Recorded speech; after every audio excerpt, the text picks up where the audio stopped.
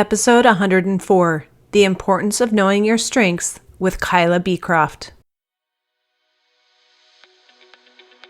Welcome to Latter-day Life Coaches, the podcast where each episode is a conversation between me, Heather Rackham, and one of my amazing coach colleagues. Each coach here is a member of the Church of Jesus Christ of Latter-day Saints and certified through the Life Coach School. Together, we have one main goal, helping you live your best life no matter what.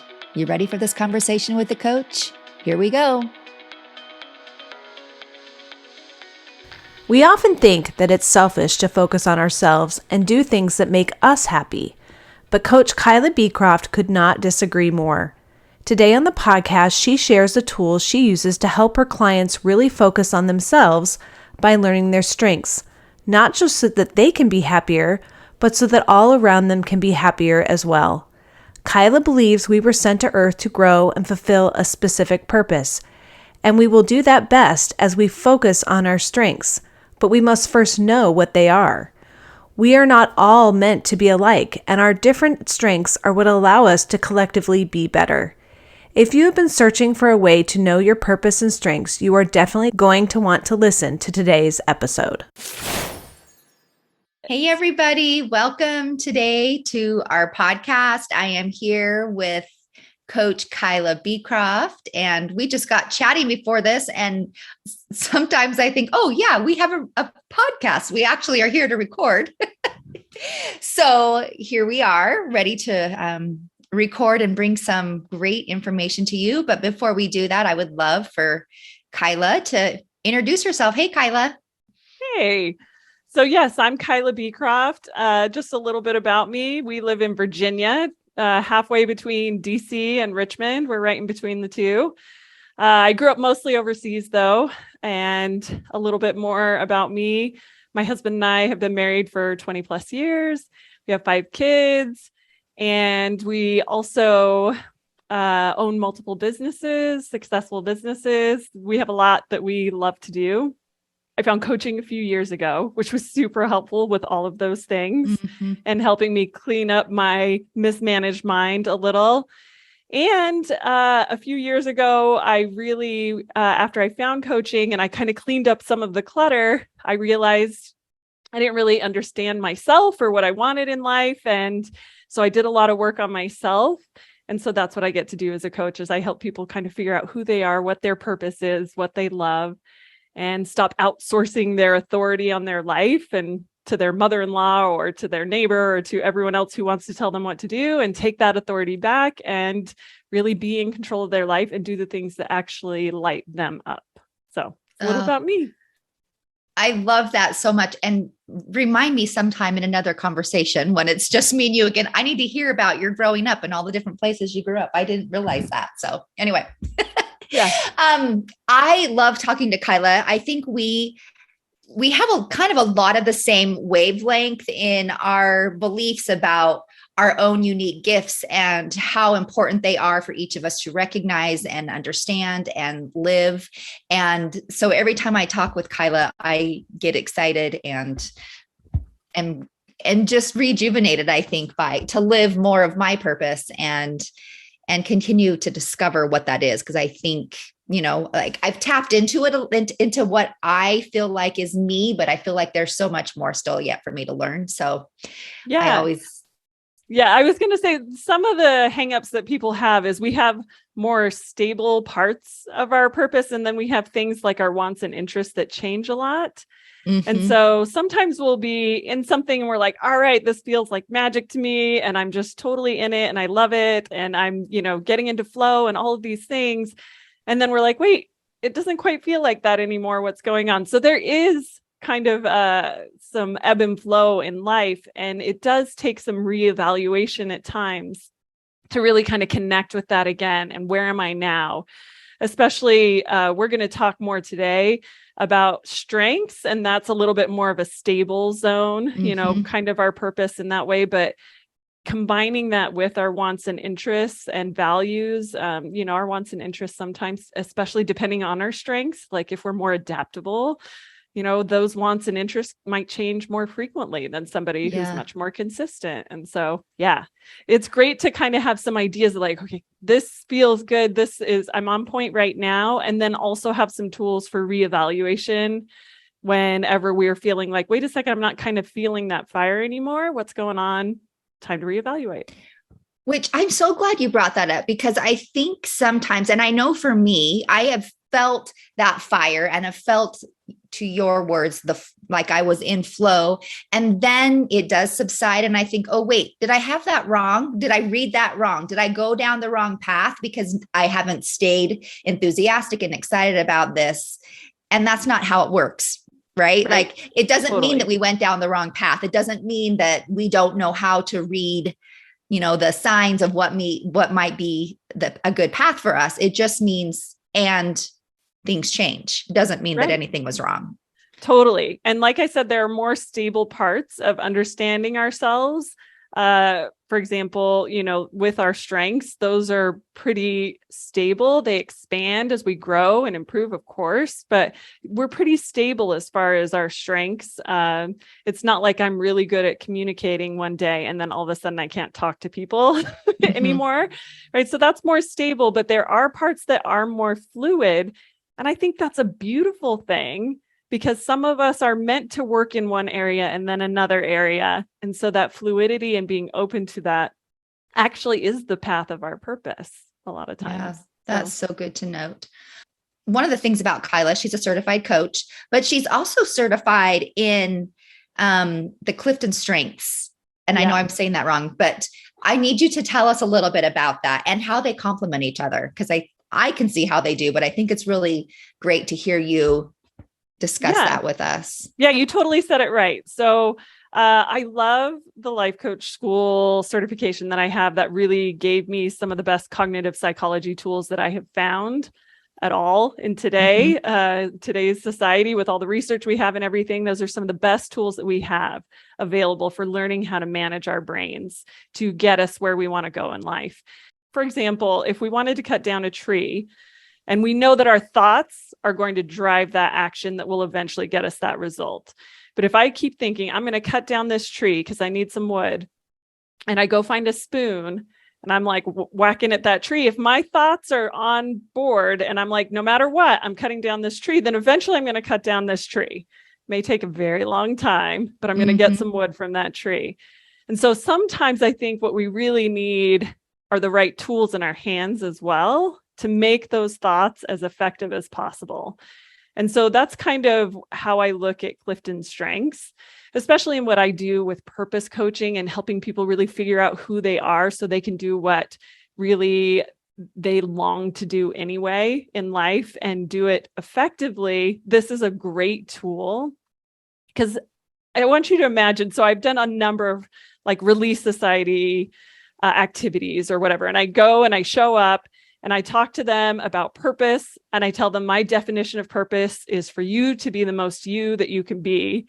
What do you think their first comment is?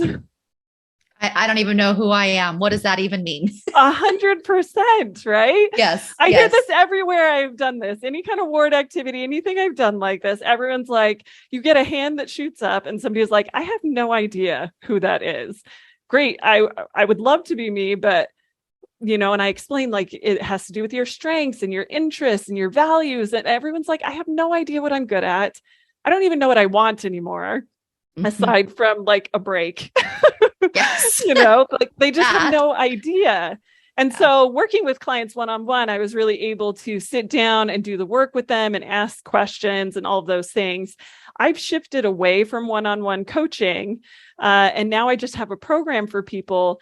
And so I want the most effective tools for them to be able to start to access who they are as quickly as possible. And I even use Clifton Strengths with clients when I coach them one-on-one, but I definitely encourage it for people who are just like, where do I start? Who am I? I have no idea. What do I do? It gives them a really great tool to go and approach, to use those thoughts like, okay, I want to have an impact. We know so many people, especially within the church, who want to do good. They want to serve. They want to have an impact and help others.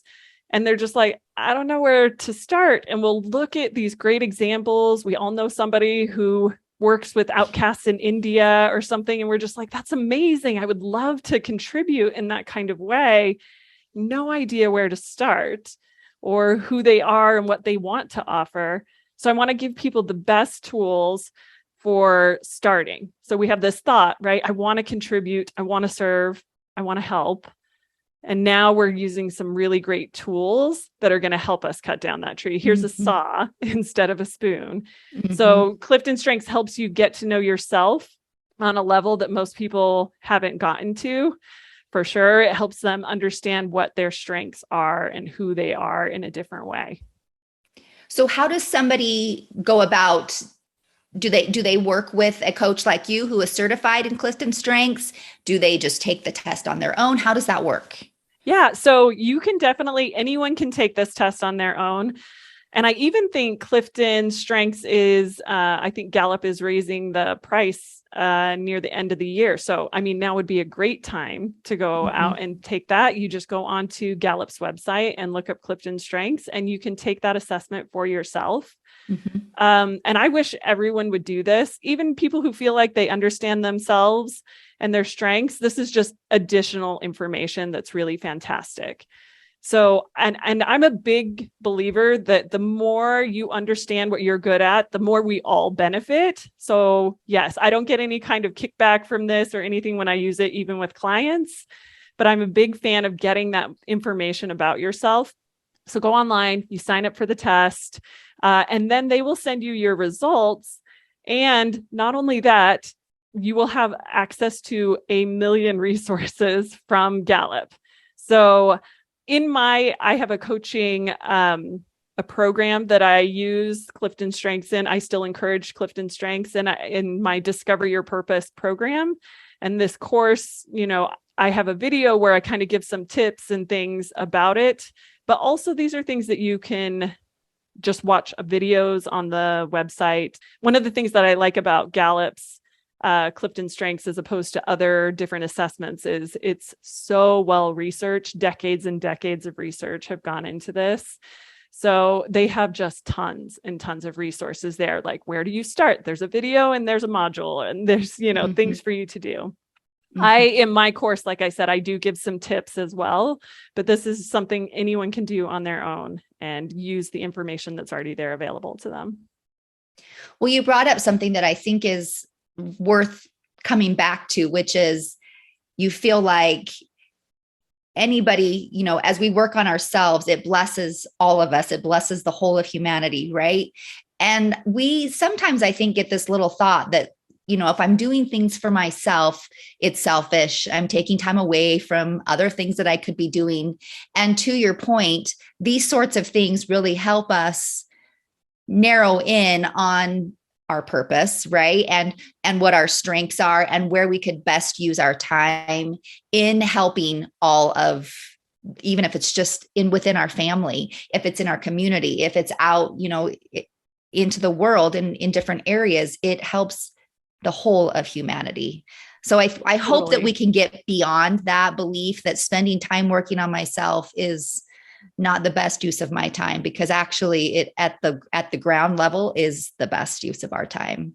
Yeah, I'm looking for this quote that I have, but basically, I mean, they have researched, this is well-researched information, but the more that you are able to show up in the world in your strengths and consciously bring your strengths into whatever it is you're doing, whether it's your parenting strategy or a project at work or whatever it is, or a calling at church, the more you can focus on your strengths and really bring those into whatever it is that you're doing. Gallup and other organizations have found a number of benefits. They found that people feel more fulfilled, they're more engaged, they're more energized, they feel happier, they have a bigger impact and more success, and all of these things that come from actually working within our strengths. But it's funny because society tells us the opposite, right? Society has what we would call a weakness prevention model, which is like, if you want to be successful, what you really need to do is you need to find those weaknesses and you need to get rid of those so then you can go out and be a success. So really spend your time working on those weaknesses. But the amount of time and energy and everything that goes into just a tiny incremental improvement on a weakness, if you put that same amount of energy into something that you are good at and that you enjoy, there's just exponential growth in comparison. So if you do want to experience more growth in this life, which is a big reason that I believe that we're here, and if you do want to serve more people, spending more of your time within your strengths really is the key to having that kind of life where you feel that like momentum, kind of the fire under your feet, pushing you forward, where you're able to do so many things. Mm-hmm. The interesting thing I think about weaknesses is that most often they are our strengths being overused or underused. And so the only reason I really feel like it's beneficial to dwell upon our weaknesses is for us to then be able to diagnose what our strengths are. Oh, I noticed that I'm a little weak in this. That's usually a strength that we have, just not being utilized or overutilized to its capabilities. So anyway, I always just think that's so interesting. So actually, if people go and take the assessment, there's a great part where they call blind spots within each of your strengths. They'll tell you a blind spot. For example, people who are higher empathy, right? And they are better at noticing when other people are feeling upset or, the emotions of others and all of that, they often will, one of their blind spots is they will tend to put themselves on the back burner to try and take care of these needs that they're able to, these emotions that they're able to pick up on. And it is because it's a strength of theirs, right? Right. I'm not great at noticing when people are feeling things other than like my direct family members. And it's not because I'm a terrible person. That's another great thing about Gallup strengths is they're like, these are all strengths and it doesn't make you a terrible person if you don't do these things. It's just, you're really good at these. And I'm very high strategic thinking according to Gallup, which means I'm in my head a lot and I'm thinking about lots of stuff all the time. And I think there's a lot of benefits that come from that, but I don't notice when somebody's upset as much. And so I'm not going to really have an issue with dropping whatever I'm doing and trying to fix this problem because I'm not really noticing. I'm just kind of walking by and it's, once I'm aware of a problem, I'm there. I'm happy to help. I want to help. But anyway, so noticing that if you are higher empathy, you need to be careful of making sure that your needs are getting met as well and not just dropping everything to help this other person, if that makes sense. And finding the balance with that. Yeah, such good awareness. So good to know those things and to kind of just have it on our radar. We can use it as information rather than something to judge ourselves on or, That's the other thing that I love about Gallup is it's very much like it's structured in a way that like, this is just great information about you, right? And then when you're able to see your strengths at the same time, you're like, oh yeah, this is a great thing when I use it well. Right. And so we get to drop a lot of the judgment that we have about the things that we do wrong. And instead we get to focus more on the things that we do really well and seeing the benefits of those and actually recognizing those. So yeah, it becomes much less emotional and much more like the laboratory, right? Where we're kind of experimenting with things like these are the variables. This is so interesting. We can step back from the emotion and the judgment of it all and with other people too. Because when we're like, oh, there's that person doing this thing, and we can recognize that as a strength as well. And it might not be something that we have. We can just understand it as this might be their strength that they're using. It might even be, they're not managing it super well, but we get to look at it from a lens of us stepping back and being like, you're a terrible person. Why would you be late when I'm always on time because I have high responsibility? We just get to be like, oh yeah, their responsibility is a lower strength. And instead they have these other things. So we get to drop the judgment about ourselves and others. And instead we get to utilize our strengths more. And then we get to utilize other people's strengths more too, which is amazing. Can I give an example of that? Yes, please do. I would love that. So just this morning, we're doing a kitchen remodel and I'm prepping for, my son has his early decision college applications are due today, my senior son. And so I'm trying to read through his essays to just offer some feedback. And then I knew I was going to do some prep for this. And then I had a couple other things on my plate. And the kitchen remodel's going on downstairs. And I hear this, Kyla? And so I go downstairs and they have this list of things like this cabinet was ordered wrong. And this one, has this problem. And then, this gas line still isn't going to be moved. So we can't put these cabinets in. And then we need to know where all of these knobs are going right now because our guy's leaving. And at that point, I'm like, oh my gosh, my brain is so frazzled. And so I call my friend, my great friend, Laura Lee, who has high adaptability. She is like on the ball in a situation like this where we have to be flexible and move and make things happen when things don't turn out the way you necessarily were hoping or, had scheduled. Mm-hmm. And so I call my friend Laura Lee and she's like, okay, I'll help you with the knobs. Get on FaceTime. Because I'm like, we have these 10 different kinds of bar pulls and knobs. And I'm like, I don't know what goes where. And anyway, so in a second, I know a friend that's high adaptability who's like, I can go with the flow. I can juggle lots of things. I call her. She helps me figure out the knob situation so that I can get back to the other things, right? Because I am not high adaptability. I'm like, oh no, things aren't going according to plan. And so that is much lower on my strength themes for me. So calling in a friend. So we get to appreciate these things about other people. And then we get to benefit from knowing like, oh, this person's so great at this. Let me call them when I'm in this situation. So yeah, understanding yourself, it improves it helps you understand yourself and others, and everyone benefits. That's such a great example on so many levels, right? Like it helps us see that we do all have strengths and weaknesses and we need each other. And when we utilize each other, that companionship, all the things, like we as humans want connection, we need connection, and feeling needed and heard and understood is part of that connection. And so it's kind of all wrapped into one there, because I'm sure that your friend, did you say her name was Laura?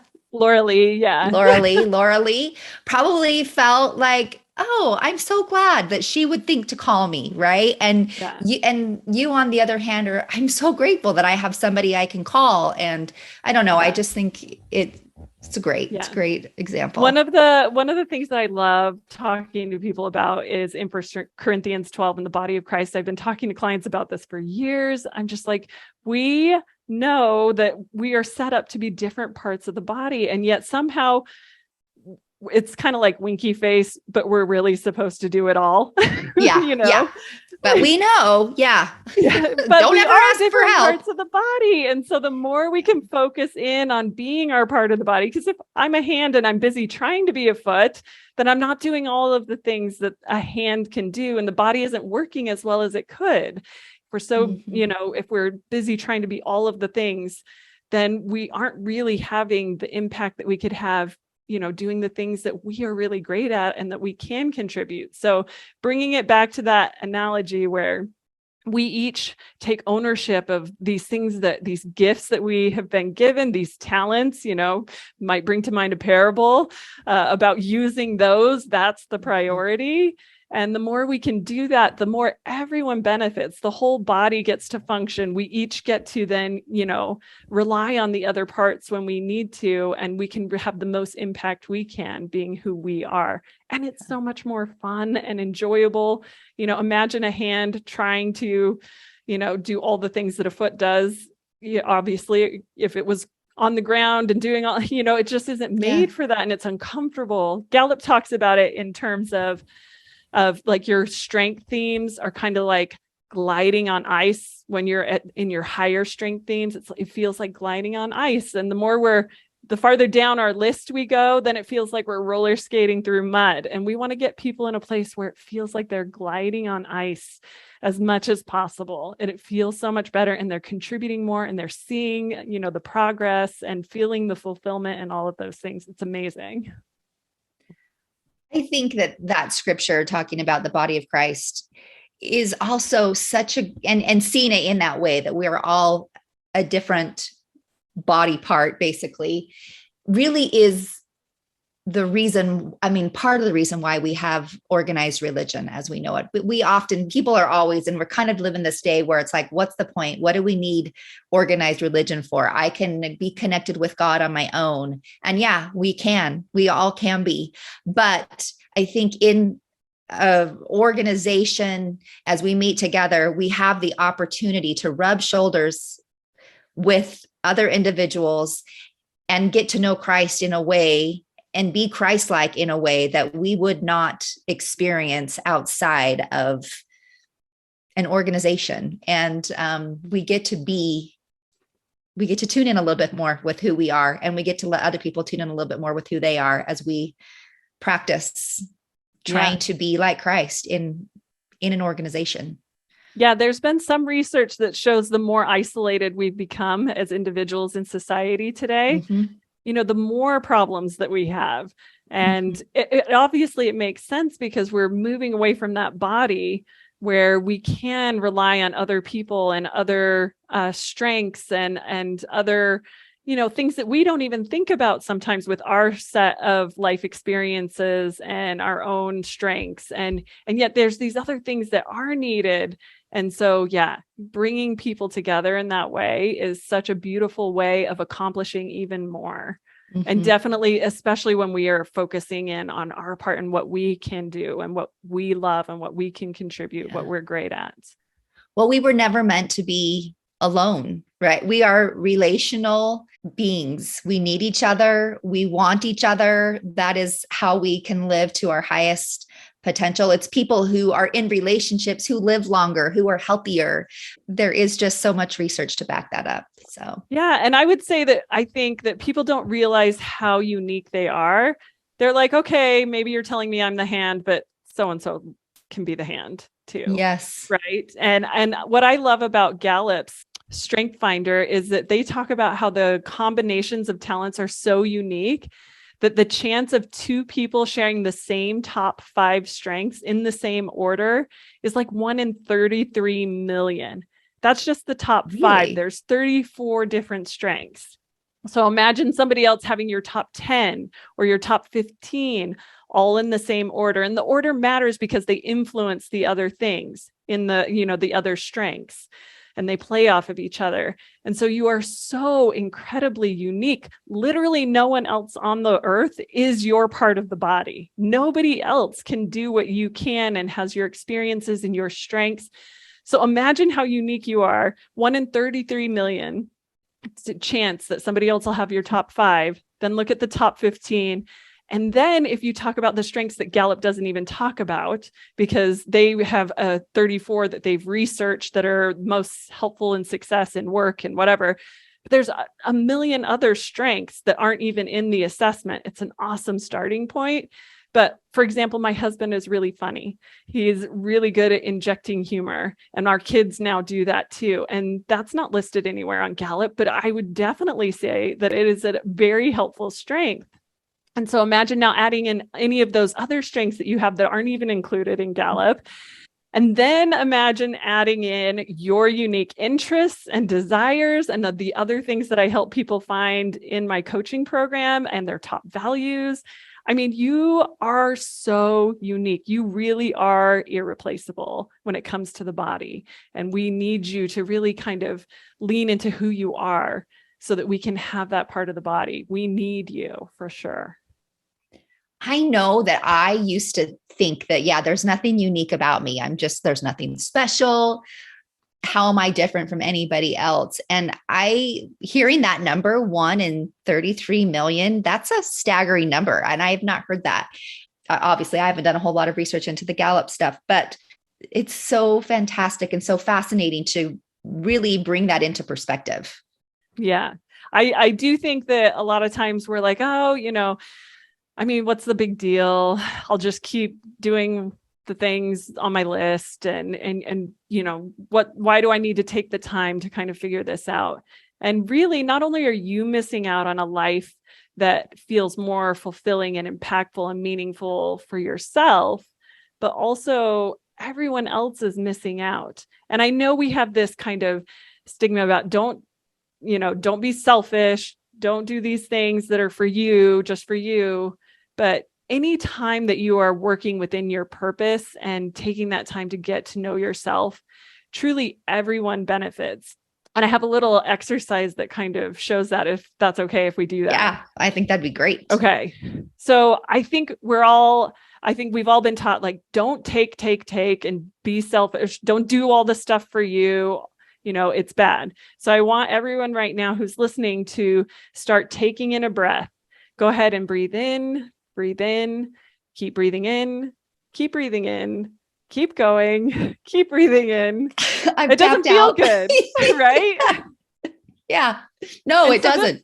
No. And at some point it becomes impossible, right? At some point we break. We've got to take a breath. So I think that's this idea, right? If we just take, then obviously that's not a good thing. But really, if we do it the other way, it's not great either. So now I want you to start breathing out and give breath and breathe out and keep breathing out, keep breathing out, keep breathing out. I start to laugh because I can't do it. So this isn't good either, right? Yeah. I mean, either way, there needs to be balance in our lives. We need to be able to take time for ourselves to live in our purpose, whatever that looks like for us. And sometimes it's not the way somebody else told us it should look, or, the way that's, your mom did it. Maybe your parenting and the way you show up at work is different than your friend or your mom, or all of those things. But you've got to find the balance for you where there's purposeful living and giving. And really, when you're in your purpose, it's the flow of both. You have both. You're taking that time for you and you're giving to others, and you have that balance, if that makes sense. Well, yeah. And it just it brings to mind the way we feel most comfortable is when we're just naturally breathing in and breathing out, and we don't even know that we're doing it, because it's just what our body naturally does. And if I can think of living my life that way, just kind of in a flow where I'm being me, and it serves both sides, right? It helps us feel like we have purpose, and it benefits other people. And it feels so good to feel like we're living in this zone where we are needed and useful, because that's, once again, one of our needs. That's all we want, is to feel like we're of use. So feel like we're needed. And it just feels like that breathing. It feels like we get to be us, and we get to help other people. We get to be us, and we get to help other people. Yeah. I think sometimes we look at the fill my cup analogy, okay, let me go do all this stuff for me, and then let me go dump out my cup to fill other people's cups. When really, when you're in your purpose, it's more like there's a constant flow into your cup, and your cup is overflowing into the other cups, right? You're never emptying your cup. That's not how it works. There's both are happening. It's that kind of flow between, there's stuff coming in, and because of that, there's stuff overflowing that's just constantly going out without draining me, without feeling empty and like I'm burned out. Can I share one quote? Yeah, please. There's this great quote that I love by Howard Thurman, and he says, "Don't worry about what the world needs. Ask what makes you come alive and do that, because what the world needs are people who've come alive." So I love that so much, because no matter how much you want to do certain things to help your family, help your kids, help your, boss, help your church organization, your ward, if we are not doing the things that help us come alive, then whatever we're giving is just a meager offering. And I'm not against meager offerings. There is a lot of beauty in that, but we want to give something that's full and robust, and it actually, has as much impact as we're able to give to each of those things. And we do that when we come alive, not when we try and do all the things the way other people have said to do it, or, the way other people we admire do things, or any of those things. So, well, I think about when I am living in that way where I feel like I'm coming alive, everything around me is different. My relationships with people are different because I feel different. And so it's only natural that when we live in that space, everybody around us is affected for the good. Yeah, I can't tell you how long as a parent until I did this work for myself. I tried to be more organized and do more activities and try to go on the fly with whatever the kids wanted to do. And I was constantly stressed out. I didn't do a great job at any of those things. I maybe got a little bit better at them, but my main focus was these other things that other people did that I thought was great. But really, I showed up as a stressed out mom who was constantly like in this state of like, panic and resentment and all of these things. And obviously I used coaching to help clean up a lot of that. And that's when I realized like, I'm not giving them something by trying to do all of this. Now, instead, I focus much more on my strengths. And so my parenting looks much different than it did, 10 years ago. And it looks different than other people that I know, but that's how it's supposed to be. I feel like my kids came to me for a reason. They came for me to be me, not for me to try and be somebody else. So yeah, we just have such a better offer to give when we do things this way. That's a great way to put it. Just, we have a better offer. And that's all we want, right? When you look at buying something, like you're looking for who has the best offer for you. Who's going to offer me the best thing in this particular item? And it's the same with all of us. We want to offer our best. And we're so much able to do that, so much better able to do that when we know who that is. Yeah. So. And we feel so much better about who we are, and we enjoy the offer and what we're giving and all of that so much more when we lean into our strengths and who we are. So good. Well, okay. Is there anything that we have not covered today that you wanted to cover before we share with people where they can find more of you? So I have a website, KylaBeecroftCoaching.com. Like I said, I'm no longer doing one-on-one coaching, but I do have a Discover Your Purpose course where I take people through all of these different zones to figure out really who they are. And it takes some time and some thought, because here's the thing, like people will find out I'm a purpose coach and I'll meet people and they're like, oh, tell me my purpose. Yeah. But nobody can really tell you what your purpose is. What I do is I give you the best tools that I have or I've ever found. Some of them are mine, some that I've borrowed from other people, the best tools that I know to help you find that. But really, you are the authority on you. So take some time and figure this information out. You'll benefit. The people around you will benefit. The whole world really benefits from this kind of work. So I do have a website. I have a course with all the tools that I have to give people to walk them through that on their own. And I feel like it's something that is totally worth anyone's time. So I think it does take time, but to be honest, doing that work for myself, and I trying to dial in on what my purpose is and my unique zone of genius is some of the most fun work that I have done. It takes time, but it is really, for me, it's really fun. It has been really fun. And it's really fun to keep rediscovering and finding more. So that's the feedback I get from the course. They're like, oh, my homework assignment is to do more of something that I really love. Okay. Or bring something that I love into something that I'm already doing. Okay. This sounds amazing. I'm like, yes, this is literally your job, is to do more of that. And all of a sudden things start to feel easier too, because you're not arguing with the reality of who you are as well, right? You're bringing to the table, you're allowing yourself to do the things that you love, and you're finding ways to fit that into what you're already doing. And everything just seems to be more fun. And then you have more energy for the things that you are committed to doing, that you want to do, and you like your reasons for doing them, but don't energize you. You have that energy to take into some of those other things as well. It's an amazing thing that helps every area of your life when you do this kind of work. Yeah. So good. Kyla, thank you so much. I love this. I love talking about this. I love your energy about it. I appreciate it. And we will be sure to link to ways that you can find Kyla in the show notes. And thanks for being here.